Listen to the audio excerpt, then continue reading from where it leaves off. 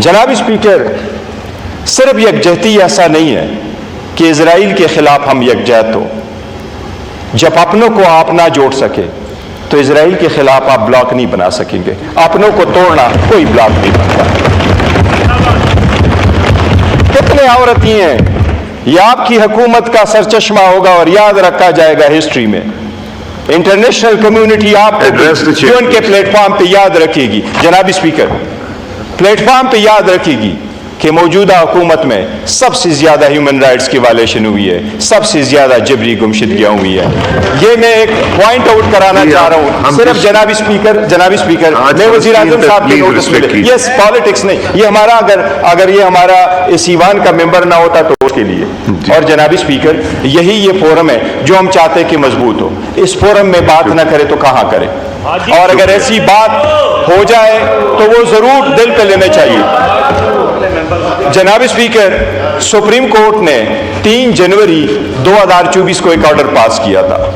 उसमें वज़ीर आज़म से एक अंडरटेकिंग मानी गई। इंपॉर्टेंट इशू है, इस पे आपने बात कर ली। जनाब स्पीकर, मैं सिर्फ देखिए, मैंने आपसे पॉइंट ऑफ ऑर्डर सेपरेटली मांगा, आपने कहा इसके साथ ले ले, तो काइंडली प्लीज जी। सुप्रीम कोर्ट ने ऑर्डर पास किया 3 जनवरी 2024 को। वज़ीर आज़म से जनाब अटॉर्नी जनरल की वसातत से एक अंडरटेकिंग मांगी।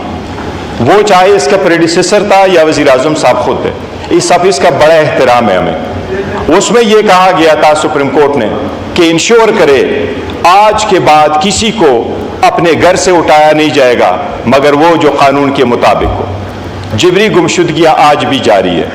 जनाब स्पीकर, ये आपके सामने हमारे हाजी इम्तियाज साहब है, ये इस हाउस का मुअज़्ज़ज़ रुकन है। आपके सामने हम इसकी प्रोडक्शन ऑर्डर की एप्लीकेशन दे चुके हैं। आज इस ईवान में वो प्रोड्यूस नहीं हुए, उसको रातों रात गायब करवाया गया है। ये अगर गुमशुदगियां मौजूद होगी, वो कस्टडी में नहीं है। मेरे पास इन राइटिंग आ गया है। जनाब स्पीकर, मेरे पास इन राइटिंग आ गया, वो मैं आपको दिखा दूं। जनाब स्पीकर, हम ये कह रहे हैं, ये आप इस हाउस के कस्टोडियन हैं। मैं हमेशा आपको एक बात करता हूं जनाब स्पीकर, बड़ी मुख्तसर करके कहते हैं, बट हमेशा से आपको ये कहते हैं कि आप इस हाउस के कस्टोडियन हैं। आपने रूल ऑफ लॉ रखना है, आपने पार्टी का हिस्सा नहीं बनना। आप हमारे लिए इतनी ही स्पीकर है जितने आप उनके स्पीकर है। हम चाहते हैं कि आप यूनाइटेड स्पीकर बने बजाय इसके किसी पार्टी के स्पीकर बने। आपका हाजी इम्तियाज का प्रोड्यूस कराना आपकी जिम्मेदारी है। आईन ने यह जिम्मेदारी आपके कंधों पे रखी है। मैं वजीर आजम को तो रिमाइंड करा चुका हूं, सुप्रीम कोर्ट ने आपसे अंडरटेकिंग ली। आपका ऑफिस हमें वो जरूर बता दे कि उस अंडरटेकिंग का क्या हुआ। हम में से किसी के खिलाफ अगर कोई केस है, हम कानून को पेश करेंगे। हमारे लीडर के खिलाफ 200 केसेस आए और 300 मरतबा वो अदालतों में पेश हुए। हम अदालतों से भागने वाले नहीं है, लेकिन ये जबरी जुमशुदगियां खत्म हो, इस पे आप जवाब दे दे। और ये प्रोडक्शन वाला, हम कह रहे हैं कि अगर इजराइल के साथ खड़े होना है तो हमने आपस में भी ऐसा डिवाइड पैदा नहीं करना। As one nation under God. एक बहुत बड़ा वाकया हुआ है मुस्लिम दुनिया के लिए, सोच का दिन है आज।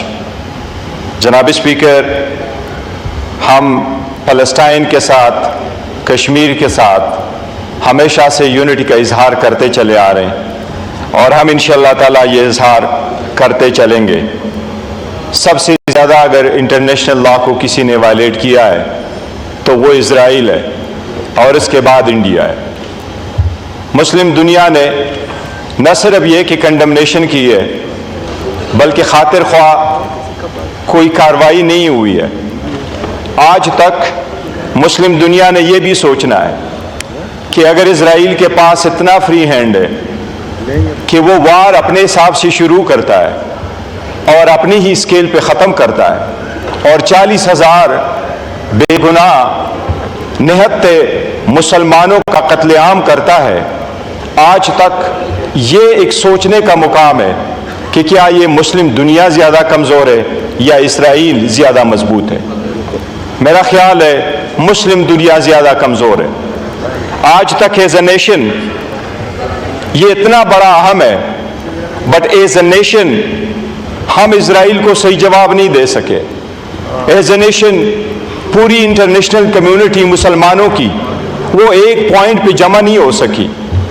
مسلم دنیا جہاں بھی ہے آج تک، ایون مسلم دنیا اپنی کوششیں کر کے سیز فائر نہیں کرا چکی. مسلم دنیا کوشش کرتی رہی، لیکن مسلم دنیا کو یہ بھی سعادت حاصل نہیں ہوئی کہ اس میٹر کو انٹرنیشنل کورٹ آف جسٹس میں لے کے جائیں. انٹرنیشنل کورٹ آف جسٹس میں بھی گیا تو وہ بھی افریقہ والے اس کو لے کے گئے، کوئی مسلم دنیا اس کو نہیں لے جا سکی.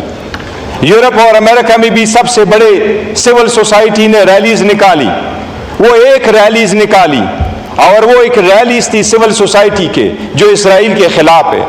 مسلم دنیا میں اگر ریلی نکالی گئی تو وہ کسی پارٹی، کسی فرقے، کسی سیکٹ کی ریلی تھی، کسی مسلمانوں کی ریلی دیکھنے میں نہیں آئی.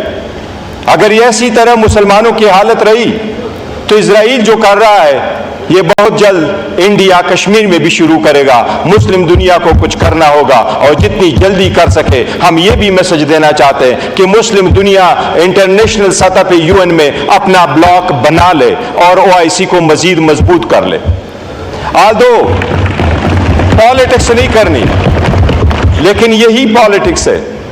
دنیا کا ایک ہی لیڈر تھا جس نے ایک ہی مہینے کے اندر، ایک ہی سال کے اندر 3 OIC کی کانفرنسز بلا لی. موجودہ حکومت کی بڑی ناکامی ہے کہ کوئی ایک بھی کانفرنس نہیں بلا سکی.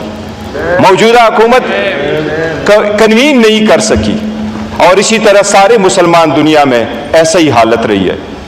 جناب اسپیکر، اگر مسلم دنیا کی یہ حالت کنٹینیو کرے گی تو صرف اور صرف ریزولوشن سے فلسطین آزاد نہیں ہوگا.